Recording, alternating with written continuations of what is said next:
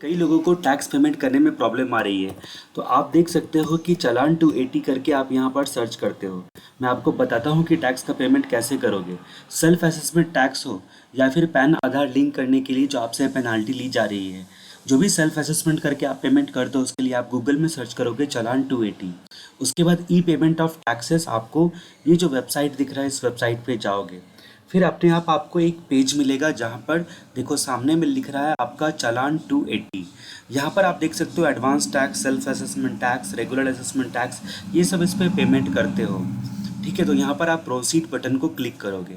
जब प्रोसीड करोगे यहाँ से, तो फिर अगर आप पेनाल्टी के लिए पेमेंट कर रहे हो, यानी कि जो आप पैन आधार लिंक करने की पेनाल्टी के लिए पैसे पेमेंट कर रहे हो, अदर दैन कंपनी आप हो, ठीक है, आपका इंडिविजुअल स्टेटस है, मतलब आप अदर दैन कंपनी हो, और पेनाल्टी के लिए आप ये अदर से चूज़ करोगे। लेकिन अगर आप इनकम टैक्स का पेमेंट कर रहे हो तो सेल्फ असेसमेंट टैक्स चूज़ करोगे, या फिर अगर आप एडवांस टैक्स का पेमेंट कर रहे हो तो ये वाला एडवांस टैक्स चूज़ करोगे। तो यहाँ पर आप जो चूज़ करने वाले हो, अगर पैन आधार लिंक के लिए पेमेंट कर रहे हो तो फिर अदर रिसीट यहाँ पर चूज़ करोगे। अब यहाँ पर बात करते हैं कि हम कहानी को आगे बढ़ाते हैं। अब ये कौन से बैंक है आपके पास, उस पर डिपेंड करता है कि इनमें से लिस्ट में आपका बैंक होना चाहिए, तो फिर आप पेमेंट कर सकते हो। फिर डेबिट कार्ड के लिए ऑप्शंस और भी कम हो जाते हैं। देखो इतने सारे बैंक हैं, ये सारे बैंक को आप चूज़ कर सकते हो अगर आप डेबिट कार्ड से पेमेंट करते हो। फिर यहाँ पर अपना पैन नंबर डालोगे और असेसमेंट ईयर डालोगे। असेसमेंट ईयर जैसा कि अभी 22-23 चल रहा है वही आप डालोगे, क्योंकि अभी 23-24 का ITR अभी स्टार्ट नहीं हुआ है। अभी फ़िलहाल यहाँ पर जो एड्रेस डालोगे जिसमें ये जो स्टार लगे हुए वो कंपलसरी है।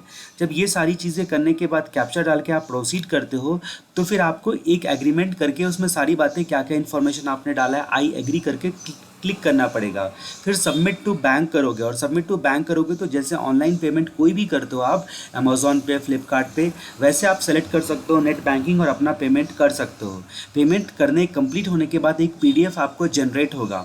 वो PDF आपको संभाल के रखना है, क्योंकि उसमें आपका BSR कोड, चालान नंबर वगैरह सब लिखा रहेगा और डेट ऑफ पेमेंट, जिसके आधार पर इनकम टैक्स साइट को बताना पड़ता है कि हमने इतना टैक्स का पेमेंट किया है। तो उम्मीद करता हूँ दोस्तों कि अभी आपको टैक्स का पेमेंट समझ में आ गया होगा। अगले वीडियो तक के लिए जय राम जी की।